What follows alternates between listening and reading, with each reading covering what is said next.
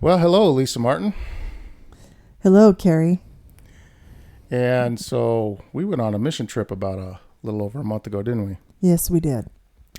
And so I guess we got a phone call from Lee Van Aspen, and we had done one previously, didn't we? What was that, up in Belknap? Yeah, Fort Belknap. And the first mission trip we went on ever in our life. How would you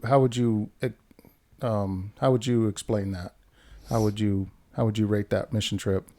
Well, I didn't really see too many native people. We were just working, and we were just kind of doing our own thing, and it wasn't as interesting as it was this time because there was a lot of native people coming up to us, and we were able to interact with them. There was a lot of interaction in the uh, reservation over there in Poplar, and those were, as far as I could tell, what were they? A mixture of Humpapa and Assiniboine and different peoples. One of them was from Alaska. He was an Inuit. That's right, and he wanted to be called. What was his nickname? SpongeBob. SpongeBob. They all had their little nicknames, didn't they? Mm-hmm. Yeah, and so, but so the big difference between the two was we went to the one up in Fort Belknap, and we actually, we worked on the church, and that was part of the mission trip that we went on, and we did some drywall work, and they did some structural work. We put some beams up, and some work underneath the church as well, and but you're right, we didn't really meet that many people, did we? No. And Mm-mm. but when we went to Poplar, Montana, what was our first day like up there?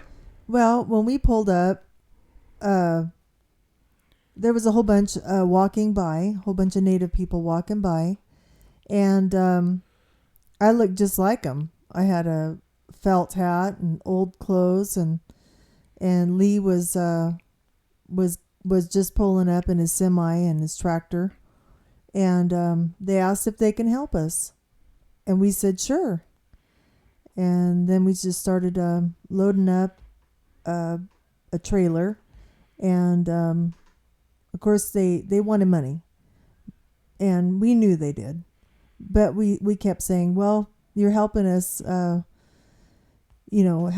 help you basically. We're this is a community center for you guys, and it was interesting. Yeah, we basically knew what they were going to use with the money, but I mean, Yeah. they were willing to work for it, honestly. So I mean, how can, I mean, Mm-hmm. what are you going to do? And to allow them to help out on the building gives them a sense of ownership, because ultimately this is going to be their, in their community and for them. This is entirely for these people. So to give them that sense of ownership, I think was really important. But the amount of interaction was overwhelming, in my opinion. When we showed up, these people just started coming in from everywhere, and it wasn't only just to work, but there was folks that actually wanted us to pray over them, didn't they? Yeah, there was a lot of people that asked for prayer. They wanted vitamin water. Vitamin water is their favorite drink, by the way. um, and so, yeah, I must have bought like a case of that stuff, and it was gone pretty quickly. And there was a few that came in, and they were pretty snockered. Alan was one of the natives that came in, and he was three sheets to the wind, but he wanted prayer, and we prayed over him, and then he's asked what, 2 or 3 times for prayer, didn't he? Yeah, he did. And you could tell he was hurting in his heart. He wanted a change in his life, and he just didn't. You could tell he didn't know how to go about doing it. He was reaching out, and it was an experience that I was not ready for, to be honest. And you sort of feel awkward in those moments, and you feel out of place, But it was just such a huge blessing. And then he had asked us to come by the next day to give him a Bible study, didn't he? Yeah, but he had the door locked, and I think he was in there, or he could have been gone. I don't know. Either way, he He wasn't. changed his He mind. changed his mind, or he forgot, or whatever. But he then, about 3 days later, we saw him again, and he came with his girlfriend to lunch. Yes. and he was sober that time. And then we weren't there, but the next Sabbath, or that very next Sabbath, I guess he attended church. So it just goes to show that no matter what condition these, people come to you as, you can't turn them away. You have to take them as they are, just like Jesus takes us as we are. Jesus will take anybody just in the situation that they're in. And that's important to know. And so we have to have that same heart, don't we? Yes. I don't like talking about this because now I'm respectable and I'm a Adventist now, but I had an alcohol problem when I was young. It was okay to drink in my family. And then as I got older, it became a really ugly habit. And I got into a traffic accident and hurt myself pretty bad. Had to learn how to walk all over again. And it made me think, but as time went by, I started drinking again. It was really a struggle to quit. You want to quit and you can't quit. And it's just really hard. Yeah, so that accident you were in nearly took your life. It certainly took a pretty good portion of meat off your leg, and it's a miracle you can even walk to this day. You were riding a little Honda 125, and you were coming down the road with a friend of yours to actually buy some whiskey, wasn't it? Yeah, I was in the Forest Service, and I came down out of the mountains, and I worked hard. And I think we had to plant 150 trees on burned areas up there in the high Sierras. And as I came down in altitude, I hadn't eaten nothing, and I thought I was going to back up into the mountains, but another range of mountains to my mom and my dad's. And I thought I was going to eat, but she didn't have anything. And so I grabbed like a cookie or something, and then I was flying back down, and this car went over the line, and I was hugging the line, and my knee went into the grill of this car, and it just... So this was a head-on collision between you and a car, and you were on your little Honda 125, and you collided with the combined speed of both him and you. And this was a section of the road where you could easily go 65 miles an hour. Yeah, I was giving it all it had. Okay, and they must have too. And this collision should have been absolutely horrendous, but you weren't even knocked unconscious, were you? No, but I went into shock. Okay. And I'm double jointed in my shoulder and in my knee. And if it wasn't for that, I wouldn't even have a leg. Yeah. And then so fast forward, because you were pretty young when that happened. Yeah, I bounced back. And then you and I began to go out, and we later got married, and we started having kids. And then where did your drinking habit take you from there? Well, because you didn't drink during your pregnancies. No, you quit, and we kind of got a little tiny religious during those times. Yeah, I really wanted God in my life. I didn't want to have sick children or anything like that. So we quit, and then when Garrett was like, the youngest was like 2 or 3, I picked it up again, and then we didn't stop, because now you're included in on the drinking for the next, I want to say 10 years. Yeah, it was a long time. We drank and we smoked and we chewed tobacco. What's that old saying? Don't drink, smoke, or chew, or chase women that do. We did it all. Yeah, we made all the mistakes. And we wouldn't recommend anybody experimenting, because most people don't come back from those experiences. No. God's hand was on us, and he pulled, we were brands plucked from the fire. But I guarantee you, if we had it all over to do again, we might not be so lucky. Well, I don't know if I would have stopped. A habit is a habit. Some people have them for life. And I think after having the kids, I had some issues, woman issues, and I had to get a surgery And it opened my eyes up again, because now you're kind of fighting for your life again. And I had to wait a whole year for my surgery, and I started jogging and moving around and losing weight, and then I started eating better, started going to church and really listening this time. And that's when my eyes were opened. Yeah. So the beginning of the end of your alcoholic career, or alcohol, or your, that habit that you had began when you began to go back to church. Yeah, but I fell numerous times. Yeah. And so anybody struggling with a habit that's trying to quit, what advice would you give them if they've decided to quit and then they fall again? It's one day at a time, sometimes 1 hour at a time. Don't drink for 1 hour at a time. Don't drink until 12. Don't drink that day.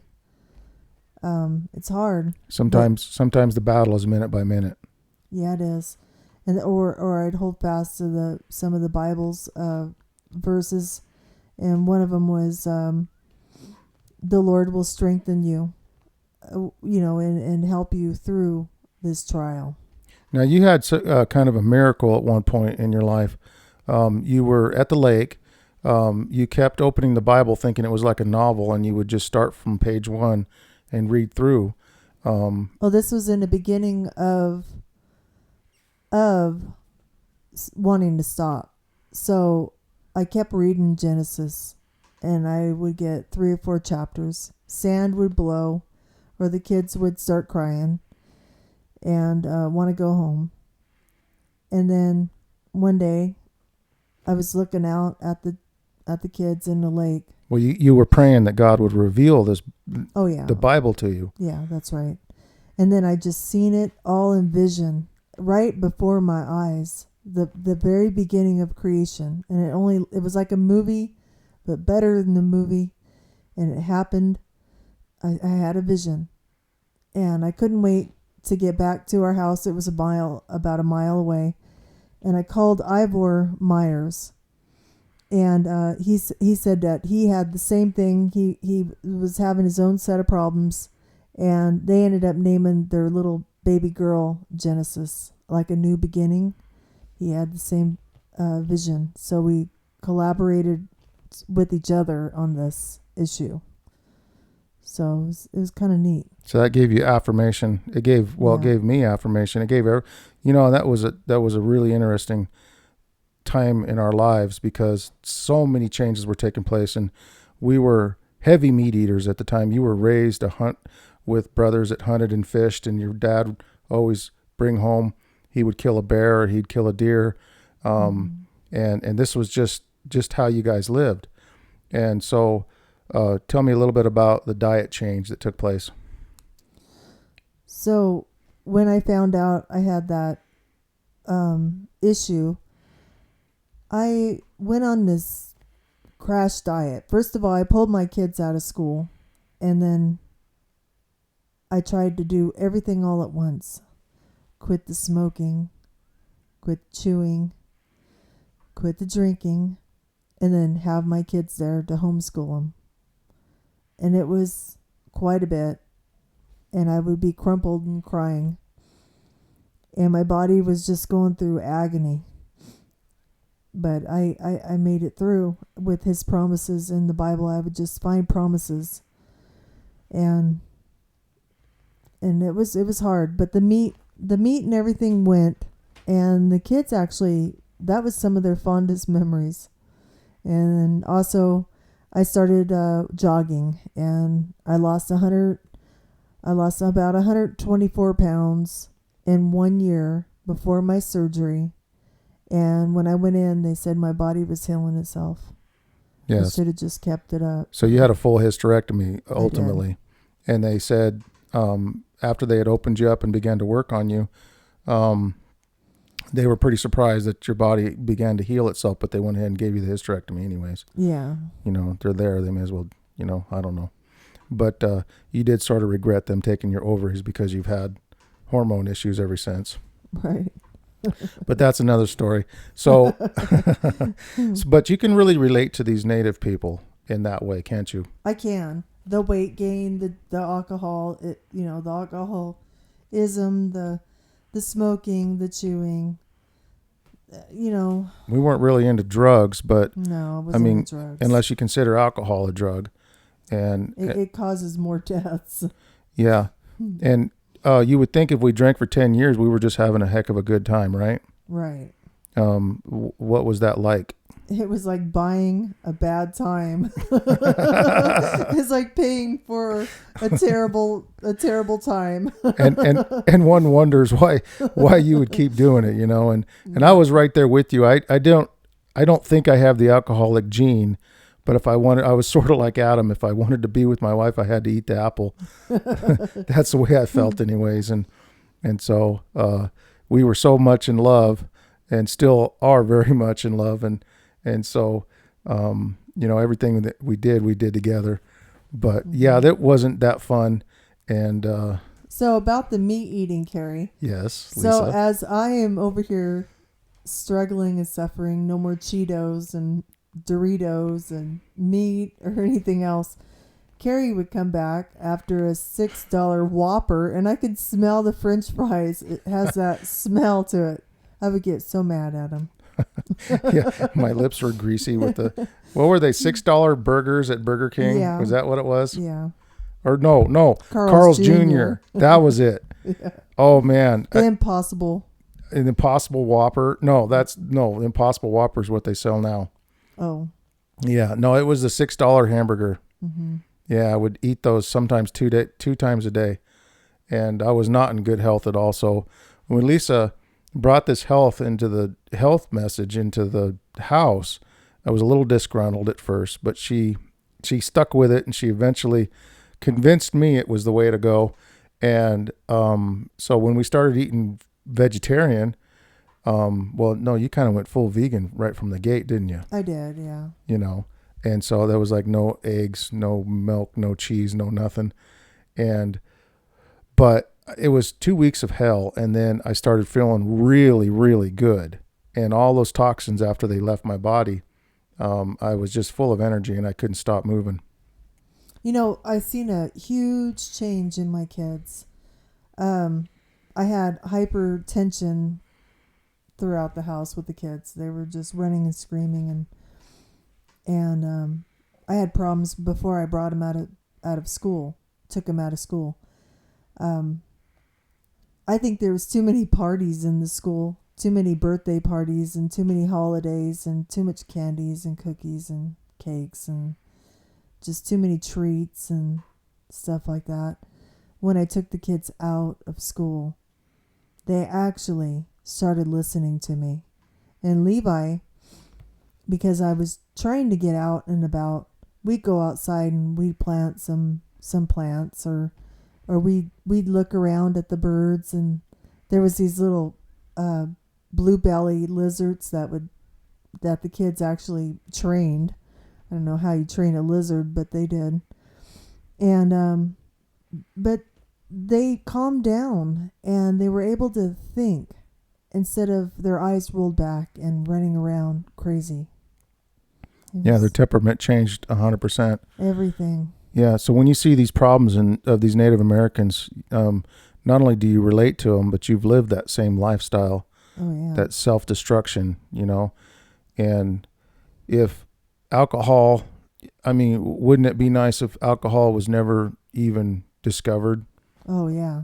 It's almost like that island at Pitcairn, where those women were throwing themselves off the off the island into the rocks, that alcohol never brings anything good to anyone's life. Yeah, Lisa's referring to the story of the USS Bounty, or where they had committed mutiny, sent the captain along his way, and then in order to hide, they landed on this island, which today we know as Pitcairn. They actually fell in love with the Tahitian women, went back, mutiny, went back and got those women, went to this uncharted island. And then burned the boat, and they learned to make alcohol on this island, and they literally killed each other almost down to the last person. And the women were committing suicide. They didn't even want to live on this island with these men. Mm-mm. And there was one guy left, and that was Christian Fletcher with a couple of kids, and I think one Tahitian wife left. And from there, they, well, the rest is history. I mean, they found a Bible, they read it. He cleaned up, no more alcohol, and basically lived happily ever after for many, many years. Now, today, if you look up Pitcairn, I think they're having some troubles on the island again. Not quite sure what that was about, but it became an Adventist island. Yeah, it became an Adventist community for many years. Well, even before they knew what Adventists were, they believed exactly like the Adventists. Yeah, exactly. And so, very interesting story, highly recommended. But read the book, don't watch the movie, because the movie kind of doesn't tell you all the details. It's Hollywood. Hollywood. They put their own strain on things. So what's the easiest way? How would you go? Because we've been asked to become missionaries, and we considered it for like 3 weeks, almost a month, before we decided that we're going to do it. And we're very trepidatious about this whole thing. Still, we're living in perilous times, and the harvest is great, and the workers are few. God needs people to do this work, and there's only one way, and that is to get out there and find out how you can help, either by supporting mission work, with your monies, or actually going out there and doing it yourself. But with that, we'll sign off, and this has been another episode of Prophecy Montana. If you guys have found any value in this program, give us a thumbs up, hit that subscribe button, and we will see you guys next time. We'll see you later. Thanks for watching. We'll see you guys on the next one.